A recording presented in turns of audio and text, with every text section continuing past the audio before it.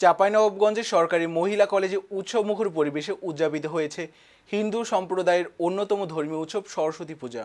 শুক্রবার 23 জানুয়ারি কলেজ মাঠে বাণী অর্চনার ব্যানারে এই পূজার আয়োজন করা হয়।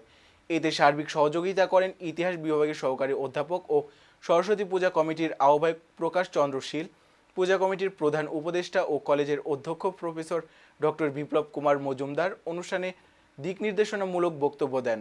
এতে আরও উপস্থিত ছিলেন চাঁপাইনবাবগঞ্জ মডেল থানার ইনচার্জ নূরে আলম, পুলিশ পরিদর্শক সুকোমল চন্দ্র দেবনাথ, জেলার সাবেক পোস্টমাস্টার লক্ষণ চন্দ্র দাস, আমদানিকারক Dilip Kumar Mondal, chamber of commerce and ইন্ডাস্ট্রির পরিচালক শহীদুল ইসলাম, সিনিয়র সাংবাদিক ডাবলু কুমার ঘোষ, জেলা পিপি অ্যাডভোকেট আব্দুল ওদুদ, ডিবির sub inspector Palash Chowdhury, Chapainawabganj model থানার সাব ইন্সপেক্টর সৌরভ কুমার দত্ত এবং মার্কেন্টাইলস ব্যাংকের ম্যানেজার অপারেশন বিপুল কুমার পালসহ গণ্যমান্য ব্যক্তিবর্গ।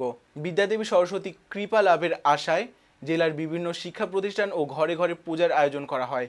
সকালে পূজা শেষে ভক্তরা অঞ্জলি প্রদান করেন। বিতরণ করা হয় প্রসাদ। সরস্বতী পূজাকে কেন্দ্র করে শহর জুড়ে ছিল উৎসবের আমেজ।